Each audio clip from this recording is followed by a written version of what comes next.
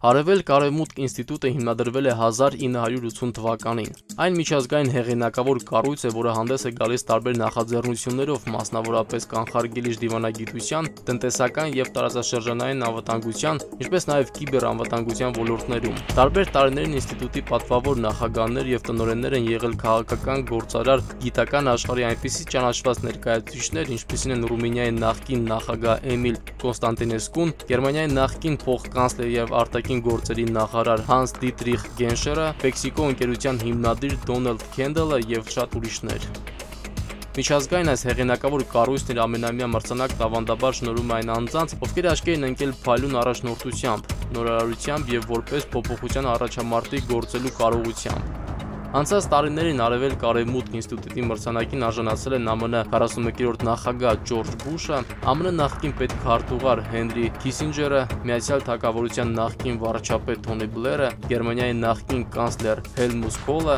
Չեխիայի նախկին նախագահ Վացլավ Հավելը, Ֆինլանդիայի նախկին նախագահ 2008 թվականի խաղաղության Նոբելյան մրցանակակիր Մարտի Ատիասարին եւ այլոք։ Ինստիտուտի համահիմնադիր ամերիկացի դիվանագետ Ջոն Էդվին Ռոզի անվան համաշխարհային պետական գործչի մրցանակն այս տարի շնորհվել է Հայաստանի Հանրապետության նախագահ Արմեն Սարգսյանին։ Քեմերուն Մանտրը հանդիսանում է Արեւելք-Արեւմուտք ինստիտուտի նախագահը։ Եղել է Սերբիայում, այնուհետև Պակիստանում ԱՄՆ դեսպան, ինչպես նաև Պրահայում եւ Վարշավայում ԱՄՆ դիվանագիտական առաքելության ղեկավարի տեղակալ։ Աշխատել է նաև որպես ԱՄՆ ազգային անվտանգության խորհրդի կենտրոնական, արևելյան եւ հյուսիսային Եվրոպայի բաժնի տնօրեն։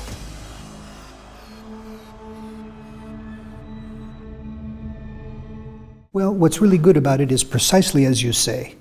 I have 3 goals in Armenia. The first is to eat excellent food, and mission accomplished. It's really great to be here of that.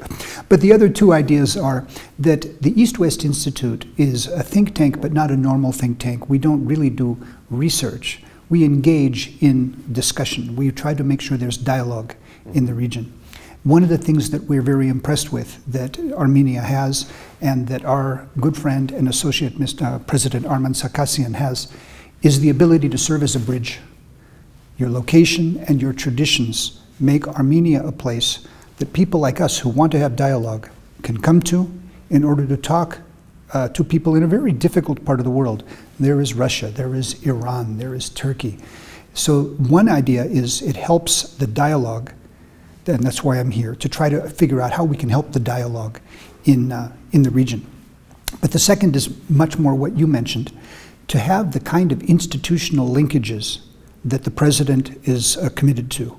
We want to be helpful with that, so that it's a question of institutional ties to think tanks who do international affairs, but also different kinds of reforms, different kind of social commitment of groups like us. We can help work with these groups, introduce them to people in the United States, and talk about best practices, whether it's in foreign affairs or other things.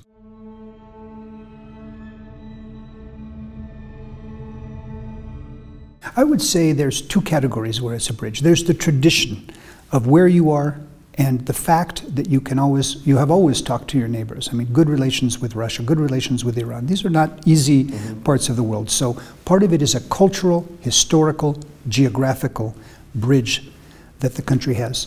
But the second part of this is something we find specifically interested with President Sarkisian. You know, he is known as the man who invents quantum diplomacy. Quantum diplomacy for us, we don't go too deeply in the physics, he understands better than we. But quantum diplomacy is doing diplomacy the way that other people don't always do this. We're looking for bridges that are not only the traditional bridges of culture and of geography. We're looking for innovative ways to try to solve problems the way other people haven't done this. This is a bridge, if you will, to a new way of dealing with problems. So we're not just doing old-fashioned things, although we do some of that as well. We're doing innovative things, and we're glad that our Armenian partners can work with us in this way.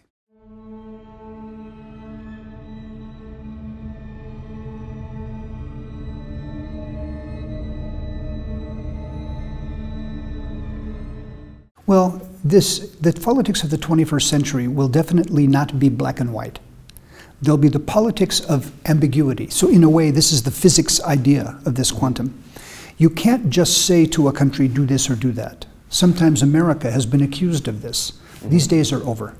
You have to figure out what is the middle ground. How are the ways you can try to reframe or redefine a question so that you can find a creative way to deal with it. And secondly, that you find different actors. So not only is the question different, it's not black and white, it's looking at it in different ways. But it's not just the old diplomats too. It's not just the people in government.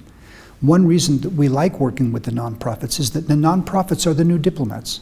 The universities are the new diplomats. The civic leaders, the youth of the country, these are the new diplomats. And they will go about questions that are different from the old questions. Not just embassies and borders and security, but what about climate change? What about social reform, social justice? Here in this country, I know that corruption is a big issue. Rule of law, these kinds of issues, you not only need to do new politics, you need new participants. And we want to talk with you about that because I think that's something that I sense in my visit in Hungary that people are hungry for. A kind of participation that actually makes a difference in a new kind of diplomacy.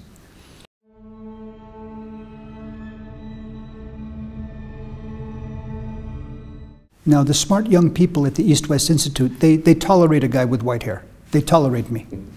But I would like to say, all kidding aside, that you need to have that mixture, which is the mixture of shared experience and the kind of ideas that you'd learn from the historical analogy. Don't make the same mistake twice. These kinds of issues. And add that to the world that the younger people understand better, the world of a new kind of economy. A new kind, the impact of social media, the way that people are dealing with one another. It's just different. When I was a diplomat for 30 years for the American Foreign Service, we were traditional diplomats. We were coming from the embassy to talk with the foreign ministry and talk. Yes, this is necessary. You have to have that knowledge, the old knowledge, but you have to mix this with Facebook, with social media in general. You have to realize that the way that you solve problems is different, and indeed, sometimes the best people to solve the problems aren't the governments. And to me, it's the wise government that realizes, aha, if I want to eradicate polio, maybe it's better to let Bill Gates do it than to spend government money on this, so that you get the thing done that you need by listening to one another. So this is the answer to your question. How do you get the young people to work with you? You have to learn to speak their language. It's not always so easy for us old guys. They have to have patience with you and to realize, you know, these old guys, they've seen some things, they can help us avoid mistakes. This takes enormous patience and tolerance on both sides. We try to do that.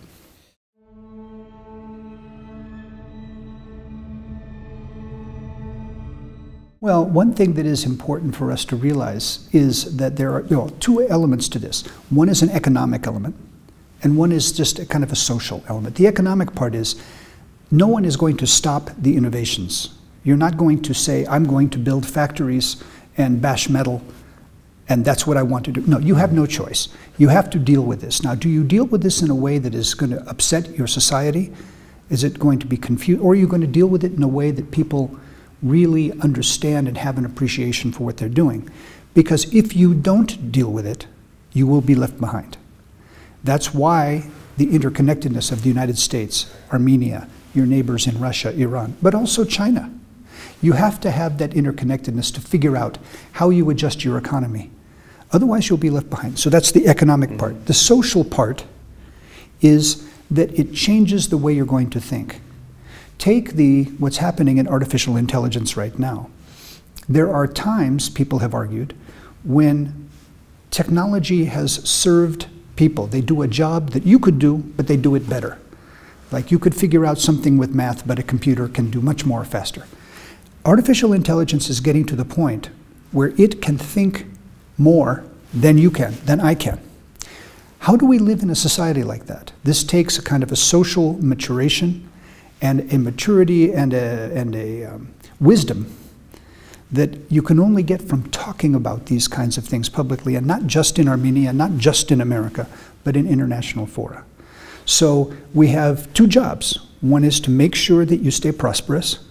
The other job is to make sure that you understand what it is doing to your society.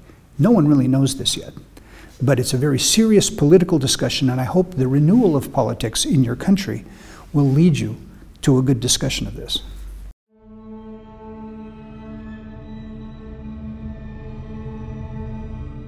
Well, Armen Sarkisian, to us, is someone who has been working as a bridge builder for many years, during his time as a diplomat in London, during his time in government here.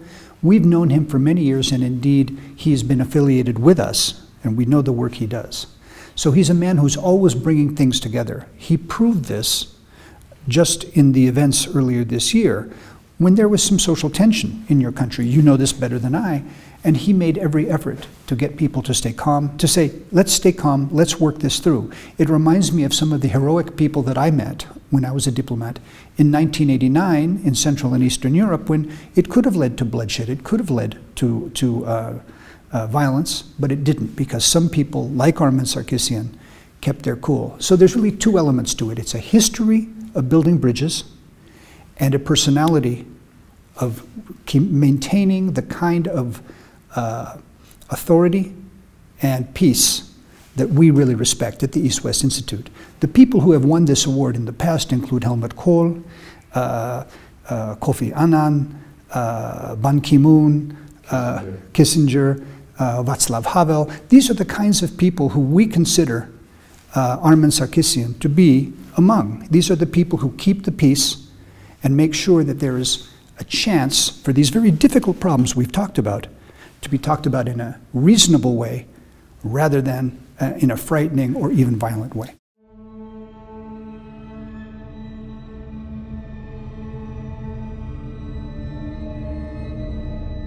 No, I mean, it's quite clear. We know about these things better because he was on our directors. So the truth here is we know him better because he was part of our organization, but we know what he has done for decades trying to build the links between countries and people. That's why he got the award, and that's why we're very honored to have the chance to continue to work with him. Well, with Armenia, we have two things that we're going to be doing.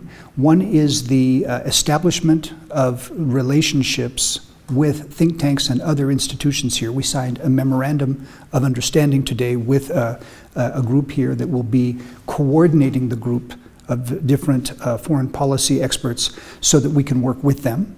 So it's an institutional tie. The second is that we will actually have our meeting that we have twice a year. We have it last year in Amman, Jordan, and before that in Berlin. Next year we will have it in Yerevan. And this will be an opportunity not just to see Yerevan and to eat the best food in the world, but also to see if we can look at issues in the region. Again, to see if we can discuss Iran, Russia, Turkey, things like that. So our board of counselors and directors, who is a very senior group of people from around the world, not just Americans, they'll come here in May, and we'll learn, I hope, a lot about what's going on here, and we'll deepen our relationship. So these are the two things with Armenia we're working on. East-West works around the world, from China to the cybersecurity world to the Islamic world. We have a lot of things we do, but we're very, very pleased that we're building this partnership here. It's very important for us.